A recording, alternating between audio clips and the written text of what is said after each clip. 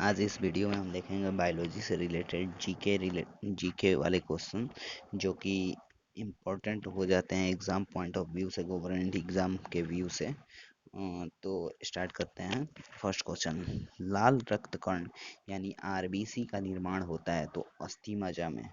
ऐसे ही लाल रक्त कण का जीवन काल होता है तो ये 120 दिन का होता है।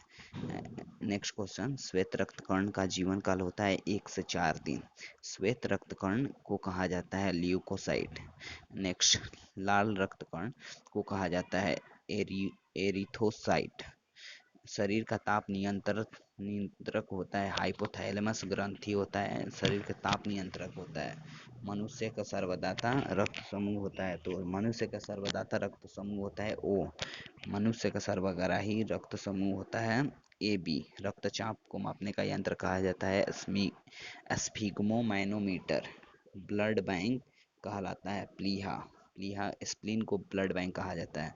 भोजन का पाचन प्रारंभ होता है तो भोजन का पाचन प्रारंभ होता है मुख से। पचे हुए भोजन का अवशोषण होता है तो पचे हुए भोजन का अवशोषण छोटी आंत में होता है, स्मॉल इंटेस्टाइन में। पित्त यानी बाइल स्रावित होता है यकृत यानी लीवर द्वारा। विटामिन ए संचित होता है यकृत में। शरीर का सबसे बड़ी ग्रंथि लार्जेस्ट ग्लैंड क्या है? तो शरीर की सबसे बड़ी ग्रंथि यकृत यानी कि लीवर है। सबसे छोटी ग्रंथि यानी स्मॉल ग्लैंड यानी मास्टर ग्रंथि से कहते हैं, कौन सी है? तो शरीर की सबसे छोटी ग्रंथि स्मॉल ग्लैंड यानी मास्टर ग्रंथि होती है पिट्यूटरी ग्लैंड को।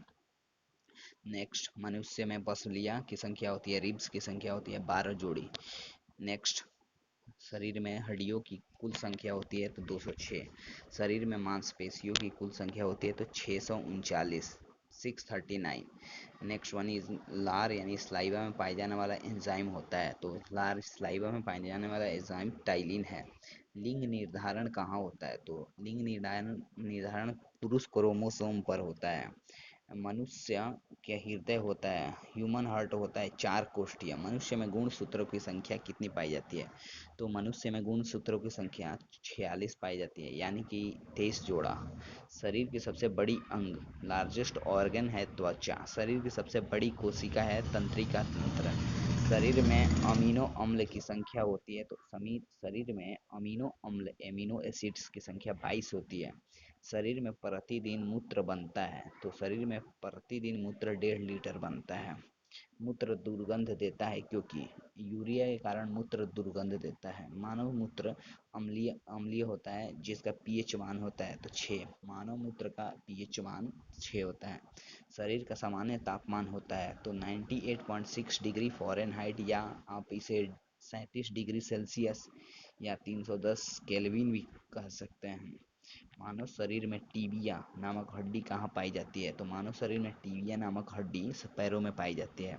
दांतों और हड्डियों की संरचना के लिए आवश्यक तत्व है तो कैल्शियम और एवं फास्फोरस दांतों और हड्डियों की संरचना के लिए आवश्यक तत्व है। रुधिर का थक्का जमना यानी ब्लड क्लॉटिंग में सहायक होता है तो प्लेटलेट्स जो होता है रुधिर का थक्का जमने यानी ब्लड क्लॉटिंग में सहायक होता है।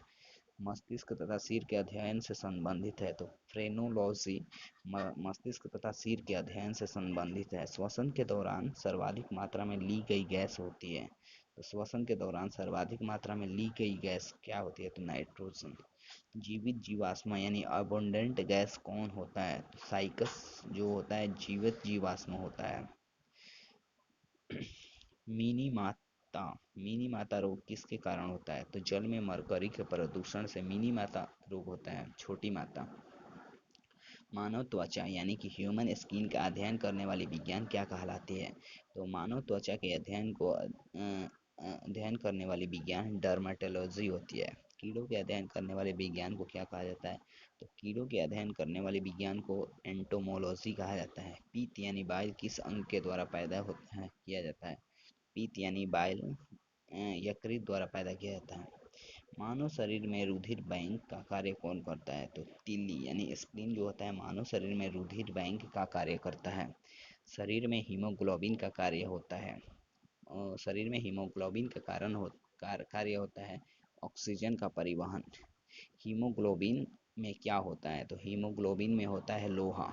मानव शरीर में खून किसके उपस्थिति के कारण नहीं जमता है, तो हिपेरिन के कारण मानव शरीर में खून नहीं जमता है। रुधिर के प्लाज्मा में किसके द्वारा एंटीबॉडी निर्मित होता है? तो रुधिर के प्लाज्मा में लिम्फोसाइट के द्वारा एंटीबॉडी निर्मित होती है। लाल रक्त कणिकाओं यानी आरबीसी का शमशान कहा जाता है। तो आरबीसी का शमशान प्लीहा को कहा जाता है। क्रेब्स चक्र में किसका संश्लेषण होता है? तो पाइरुविक अम्ल का संश्लेषण क्रेब्स चक्र में होता है। मानव शरीर में यूरिया का निर्माण कहाँ होता है? तो मानव शरीर में यूरिया का निर्माण यकृत में होता है। रक्त की अशुद्धियाँ किस अंग में जाकर छनती है? तो रक्त की अशुद्धियाँ वृक्कों में छनती है। श्वसन की क्रिया कहाँ संपन्न होती है? तो श्वसन की क्रिया माइटोकॉन्ड्रिया में संपन्न होती है। तो ये बहुत ही महत्वपूर्ण जीके है बायोलॉजी से, जो कि अधिकांश क्वेश्चन जो तैयार होते हैं इन्हीं से तैयार होते हैं। तो आप इन्हें एक दो बार देख जाइए जिससे आपके दिमाग में ये सटीक बैठ जाए। और हाँ, चैनल को सब्सक्राइब कर दीजिए और लाइक कर दीजिए वीडियो को। Thank you.